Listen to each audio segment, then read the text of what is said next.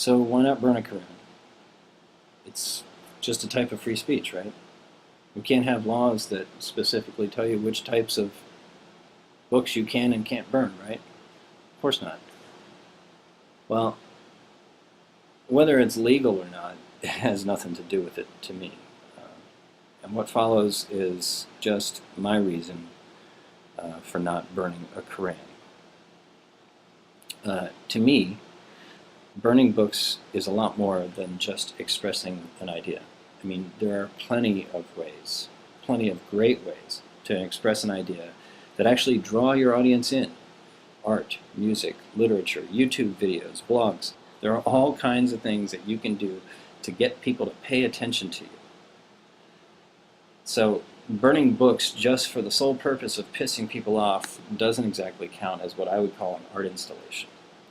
Instead, I see it more like a lame and pathetic admission by someone that they're just plain old dogmatic in how they view human relations. The reason I say that is I used to be a Christian. Back in the early 90s, I was an angry young man and a devout Christian. And I know exactly the type of reaction I would have had a 9/11 type attack occurred back then. I would have lost it. I would have absolutely lost it.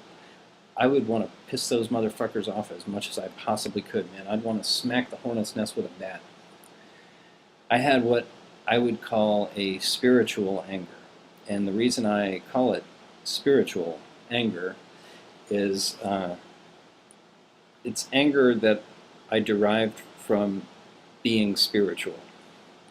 For me, believing in things like destiny or an all-powerful deity that was supervising every microsecond of my mental activity, and heaven and hell, believing in those types of things made me spiteful.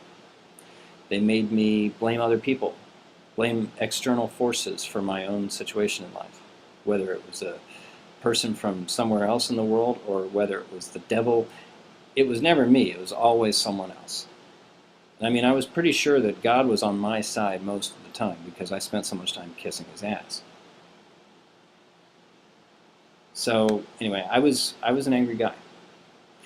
And I know why I would have burned a Koran back then. And that's exactly why I won't burn one now. Does it have anything to do with the potential geopolitical repercussions? No, not for me. I mean, not that I wouldn't consider that in the equation. You'd have to be a moron to rule that out. It sure as shit is going to smack the hornet's nest, which is exactly what people want it to do. I'd be willing to bet that an imam or two is going to see this particular offense worth the blood of a couple young men blowing up in playgrounds.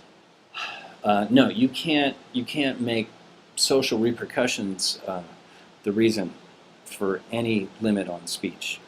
Because when you take away the types of speech that piss people off out of all the types of speech that you allow, your free speech becomes propaganda.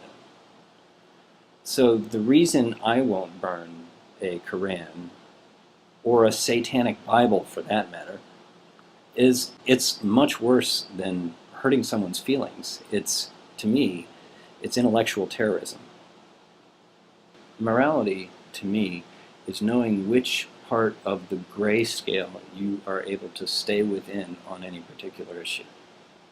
And in my opinion, when a group of people gather together, whether online or in a dark football field at night, and collectively torch a book as important to literature as the Koran, I mean, call it what you want, you're sending a message that says, I'm done trying to understand you.